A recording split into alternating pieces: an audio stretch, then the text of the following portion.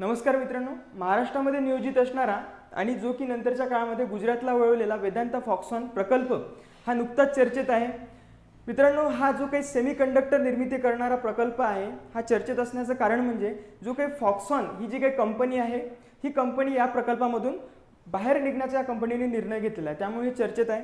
एक आनंदाची गोष्ट आपल्या महाराष्ट्रासाठी म्हणावी की देशासाठी दुःखाची गोष्ट म्हणावी हे या ठिकाणी आपल्याला संभ्रम म्हणता येईल. कारण की महाराष्ट्रात इतका मोठा रोजगार निर्मिती करणारा हा प्रकल्प होता जो काही राजकीय कारणांनी जो गुजरातमध्ये वळवलेला होता आणि आपल्यासाठी दुःखाची गोष्ट म्हटली पाहिजे महाराष्ट्राला आणि देशासाठी सुद्धा आजच्या काळामध्ये दुःखाची गोष्ट अशी म्हटली पाहिजे की हा प्रकल्प कुठेतरी बंद पडण्याच्या मार्गावरती आहे का, हे सुद्धा या ठिकाणी आपण आजच्या व्हिडिओमध्ये पाहणार आहोत. चला तर मग सुरुवात करूया आपण आजच्या वेदांता आणि फॉक्सॉन प्रकल्प काय आहे किंवा किती देशासाठी महत्त्वाचा होता.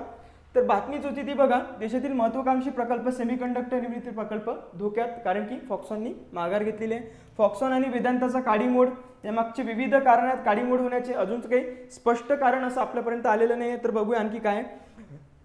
तर नवे गुंतवणूकदार तयार करणार असं वेदांताने सांगितलं. जरी फॉक्सॉन याच्यामधून बाहेर पडलेला असला तरी वेदांता म्हणताय, वेदांता कंपनी, की याच्यामधून आम्ही आता नवीन गुंतवणूकदार तयार करणार आहोत. तर बघूया याच्या संदर्भात महत्त्वाचं आणखी पुढे काय आपल्याला आहे. तर याच्यामध्ये एक क्रोनॉलॉजी आहे ती बघूया.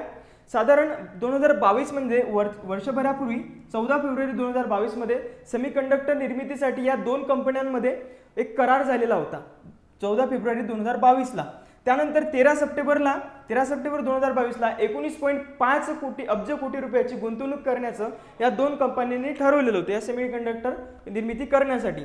त्यानंतर 19 मे 2013 ला वेदांता फॉक्सॉन भागीदारी अडचणीत आल्याचं काही माहिती तंत्रज्ञान राज्यमंत्री चंद्रशेखर यांनी सांगितलेलं होतं.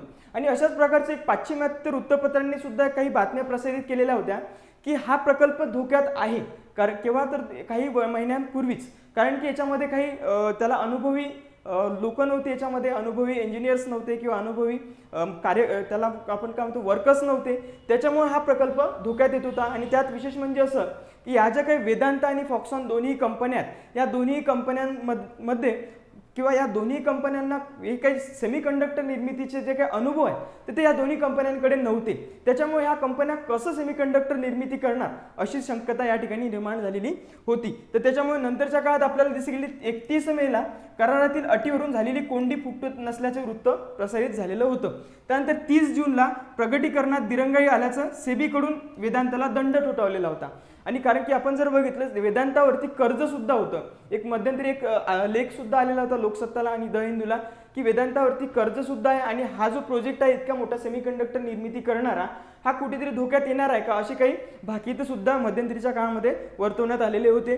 त्यानंतर 10 जुलैला करारातून माघार घेत असल्याचं फॉक्सॉनने घोषणा केली. म्हणजे नुकतीच घोषणा फॉक्सॉनने केलेली आहे. कारण काय तर चिप निर्मितीसाठी फॉक्सॉनच्या बरोबरीने केलेल्या वार्षिक स्थापना केलेल्या एका संयुक्त उपक्रमामध्ये संपूर्ण मार्की घेत असल्याचे वेदांत समूहाकडून शुक्रवारी जाहीर करण्यात आलेलं होतं. परिणामी वेदांता फॉक्सॉन सेमीकंडक्टर म्हणजे ही काय वेदांता कंपनी होती ही अशाच प्रकारे एका वेगळ्या कंपनीसोबत सुद्धा काही करार करणार होती, कारण की यांच्याकडे अनुभव नव्हते. मग अशा प्रकारची एक अनुभवी कंपनी यांना सोबत पाहिजे होती. तर अशा प्रकारची अनुभवी कंपनी घेण्यासाठी सुद्धा वेदांताचे काही प्रयत्न चाललेले होते.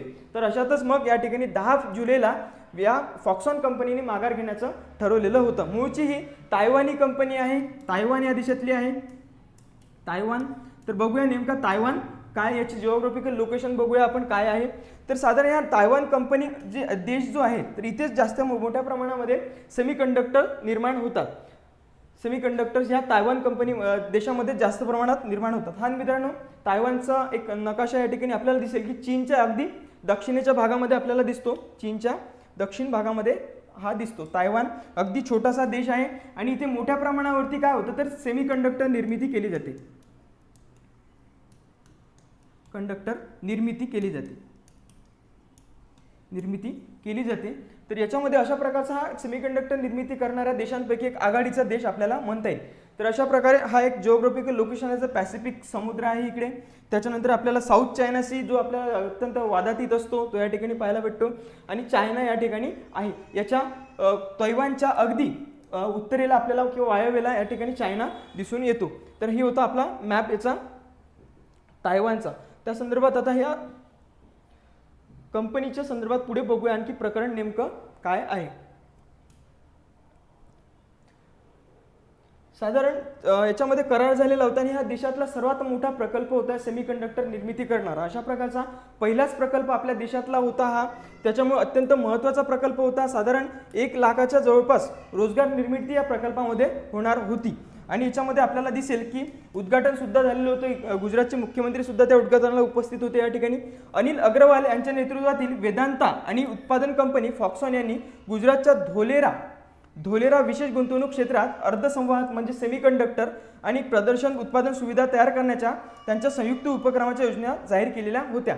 तर हा धोलेरामध्ये होणार होता. धोलेरा जे काही स्पेशल इन्व्हेस्टमेंट झोन आहे तर त्या ठिकाणी होणार होता वेदांता हा प्रोजेक्ट होता. त्याच्यानंतर आपल्याला गुंतवणूक उद्यम गुजरातमध्ये सुविधा स्थापन करण्यासाठी साधारण 1,54,000 कोटी खर्च करणार होते आणि ज्यामुळे 1 लाख रोजगार निर्मिती होणार होती. इतका महत्त्वपूर्ण हा प्रोजेक्ट आपल्यासाठी होता. वेदांता फॉक्सॉनचे जे काही आपले त्यांचे शेअर्स होते तर वेदांताचे याच्यामध्ये 60% होते आणि फॉक्सॉनच्या याच्यामध्ये 40% शेअर्स आपल्याला दिसतात. म्हणजे 60-40 अशा प्रकारे शेअरिंगमध्ये त्यांचा हा प्रोजेक्ट होता. $19.5 बिलियन हा करार होता. आपल्याला माहिती आहे की 14 सप्टेंबरला हा करार झालेला होता. तर अशा प्रकारचा इंडियन एक्सप्रेसला सुद्धा ही बातमी प्रसारित झालेली होती. त्यानंतर आहे हे सेमीकंडक्टरचा वापर कुठे कुठे होतो आपल्याला माहिती आहे की लॅपटॉपमध्ये वापर होतो, मोबाईल्समध्ये वापर होतो, इलेक्ट्रॉनिक वस्तूंमध्ये याचा वापर होत असतो. हे आपल्याला सेमीकंडक्टरचे डिव्हाइसचे टाईप्स दिसतात या ठिकाणी, सेमीकंडक्टरचे सर्व टाईप्स. तर याचा वापर मोठ्या प्रमाणामध्ये इलेक्ट्रॉनिक्स वस्तूंमध्ये होत असतो. तर मित्रांनो याचा एक महत्त्वाची गोष्ट अशी की आपल्याला साधारण 90% सेमीकंडक्टर हे आयात करावे लागतात आणि ते कुठून तर USA आणि आपल्या तायवान यासारख्या देशांमधून आपल्याला हा सेमीकंडक्टर्स आयात करावे लागतात. त्याच्यामुळे हे एक महागडे आपल्याला इलेक्ट्रॉनिक वस्तू आपल्याला महाग जातात आणि त्याच्यामुळे आपल्याला तुटवडा सुद्धा याचा जाणवतो मोठ्या प्रमाणामध्ये. तर हा तुटवडा कुठेतरी कमी करण्यासाठी म्हणून आपल्या देशामध्ये आपण आता स्वयंपूर्ण होण्याच्या मार्गावरती आपण प्रयत्न करत होतो की आपल्याला सेमीकंडक्टर्स आपल्या देशामध्येच तयार व्हावे आणि आपल्या देशामध्येच अशा प्रकारे इलेक्ट्रॉनिक्स वस्तूंमध्ये आपल्याला याचा वापर करता यायला पाहिजे. अशा प्रकारे याचा वापर इंटरनेट ऑफ थिंग्स आपण डेव्हलप करतोय त्याच्यामध्ये याचा वापर होणार होता मोठ्या प्रमाणावरती आणि फार पुढील काळामध्ये खूप उपयोगी अशा प्रकारचे सेमीकंडक्टर्स होते. तर असा महत्त्वाकांक्षी हा प्रकल्प होता. तर आता स्वप्नच राहतील का काय याच्यामुळे मोठी शंका या ठिकाणी आहे. तर असे प्रकल्प व्हायला पाहिजे. आणि मध्यंतरी आपण जर बघितलं तर कोविड काळामध्ये सेमीकंडक्टरची निर्मितीचे जे काय आहे सेमीकंडक्टरची आपल्याला तुटवडा सुद्धा जाणवत होता आणि त्याच्यामुळे इलेक्ट्रॉनिक्स वस्तू महाग सुद्धा व्हायला लागलेल्या होत्या. त्यानंतर जागतिक परिस्थिती काय याची किंवा सगळ्यात जास्त कुठे याचे उद्योग आहेत तर याचे केंद्रित झालेले उद्योग आहेत. काही एका ठिकाणीच केंद्रित झालेले उद्योग आहेत त्याचे कुठे आहेत ज्यामध्ये तैवान आहे, दक्षिण कोरिया आहे, त्यानंतर अमेरिका अशा 3 काही देशांमध्ये आपल्याला दिसून येते. त्यानंतर आहे खरं तर 5nm चिप्सपैकी 90% Taiwan semiconductor manufacturing company TSMC याद्वारेच मोठ्या प्रमाणात याचं उत्पादन केलं जाते. 5nm जे काही सेमीकंडक्टर्स असतात त्यांची निर्मिती हे तैवानमध्येच केली जाते. तर अशा प्रकारे 90% निर्मिती ही तैवानमध्ये केली जाते. आपण मोठ्या प्रमाणात याची आयात तैवान, अमेरिका सारख्या देशांमधून आयात करत असतो. तर सध्याची भारताची परिस्थिती काय याच्या संदर्भात बघूया. भारताची परिस्थिती भारत सध्या सर्व चिप्स आयात करत असतो आणि बाजार साधारण $24 अब्ज वरून 2025 पर्यंत $100 अब्ज पर्यंत आपल्याला नेऊन पोहोचवायचा होत आहे. अशा प्रकारचं आपलं उद्दिष्ट आहे 2025 पर्यंत. कारण की आपल्या पुढे होता काय तर वेदांता फॉक्सॉन प्रकल्प. वेदांता फॉक्सॉन याच्यामुळे बराच आपल्याला फायदा होणार होता आणि कारण 2025 पर्यंत आपण $100 अब्ज पर्यंत आपला हा व्यापार जाऊ शकत होता. तथापि जे काही आपले सेमीकंडक्टर चिप्स आहेत तर ते देशांतर्गत उत्पादनासाठी भारताने अलीकडेच काही उपक्रम सुरू केलेले आहेत. तर ते उपक्रम काय आहे. केंद्रीय मंत्रिमंडळाने सेमीकंडक्टर्स आणि डिस्प्ले मॅन्युफॅक्चरिंग इकोसिस्टीमच्या विकासासाठी 76,000 कोटी रुपयाची तरतूद केलेली आहे. अत्यंत महत्त्वपूर्ण तरतूद होती ही.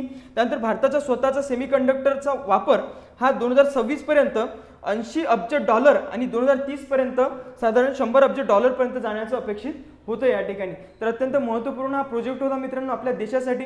तर हा प्रोजेक्ट अशा प्रकारे काहीतरी याच्यामध्ये व्हायला पाहिजे. वेदांतासोबत इतर कंपनी सुद्धा यायला पाहिजे कारण की हा अत्यंत महत्त्वाकांक्षी प्रोजेक्ट आपल्यासाठी देशासाठी आहे. पुढील काळामध्ये आपल्याला जे काही इलेक्ट्रॉनिक्स वस्तू आहेत आपल्याला स्वस्त सुद्धा झाल्या पाहिजे आणि याच्यामध्ये सेमीकंडक्टर्समध्ये आपण स्वयंपूर्ण सुद्धा झालेलो पाहिजे. तर या ठिकाणी थांबतो मित्रांनो.